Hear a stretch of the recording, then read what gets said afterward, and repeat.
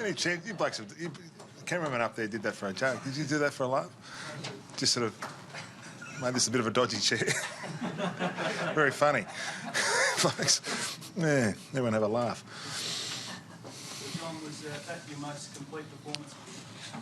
Oh, I thought we about 5 weeks ago when we played against Fremantle, we played a pretty strong game. That was really the game that got us back on track a bit. We'd been quiet up until then, and we thought that game with the 100 tackle game was a turning point as far as getting our pressure back up. And I thought the first quarter tonight we had our pressure right up again, and it just makes such a big difference if you're able to get the ball back from the opposition and turn that into a scoring opportunity. And kicking straight, 7 goals won the first quarter, just means that you get out of the blocks really well, which we did.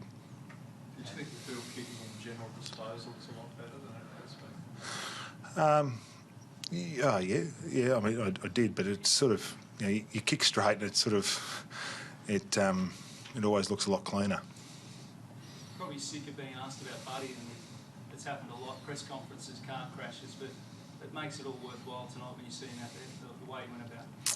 We just want him to train and play, and prepare well, and when he's come out tonight, and he only kicked the one the first quarter, even though he kicked 7. It was probably our pressure that turned a lot of those opportunities into goals in that first quarter. But in the second quarter, he was able to win the one-on-ones, and he's very, very good in the one-on-ones.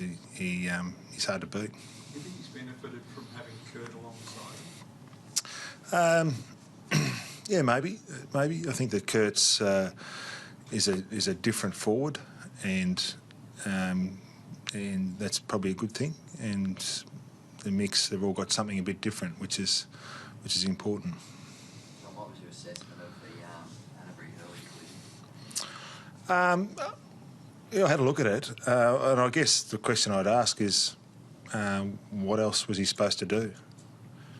And I don't know what else he was supposed to do. And I think the two options that I'd have in my head is, one, he didn't go for the ball at all.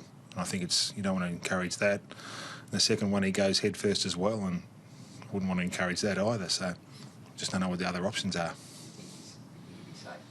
I don't know. I mean, I don't know.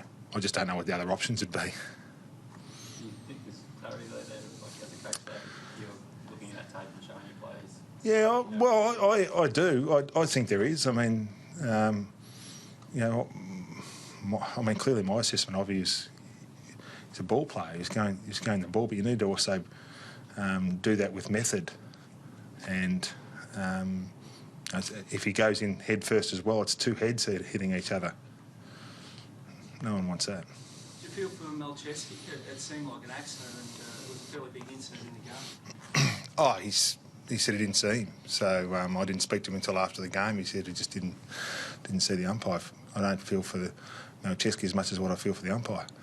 It's an unfortunate incident. What was your reaction when you first looked at the team sheet or heard that Carlisle was mixed up?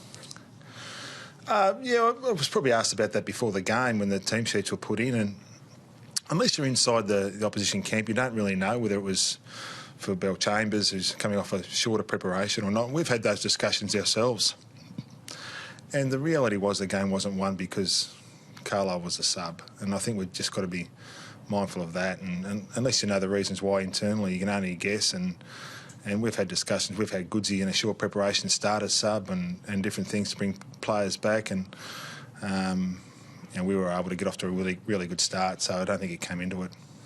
You found something in Derek, so he's kicking goals from outside 50 on one step and everything. Yeah, he's been a competitive ruckman for us for the last few weeks with Pikey out in particular. He's shouldered the burden pretty well, and it's been a bit of a different setup with us with Derrick's in the ruck and being helped out by Sam Reid, and we're still getting Kurt some more match time before he spends a little bit of time in the ruck as well. So he's been pretty competitive. He's been good, and he's done his job, which is good. Did you notice some sections of the crowd booing the knocked out umpire? What would be your response to that? Sorry? Booing the umpire. I didn't know. I got no idea.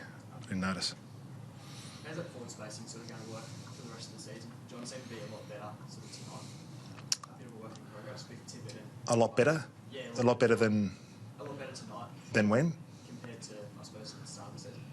Well, they didn't play in the start of the season, so we really only had Lance up there for the first few weeks. I mean, Goodsey wasn't playing, and Sam Reid wasn't playing, and Kurt wasn't playing. So it's only been the last 2 weeks that they've all been playing. So it makes a difference to personnel for starters.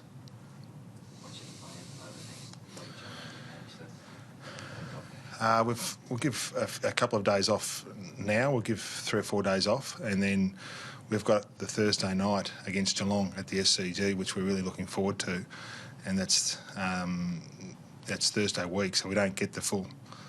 We'll be back into it next weekend, and our players come back on Wednesday, and we have a pretty strong back end of the week, train over the weekend, which we need to because we're going into a Thursday game. So we'll make sure we get the overalls back on, and I'll have a couple of days off, but we've got to get back on and go again.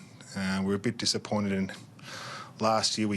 Going into the bye, we had a really good win the week before the bye, and we need to make sure that we come up against the premier team in the competition the last 10 years on a Thursday night at the SCG, and we need to be really ready for it.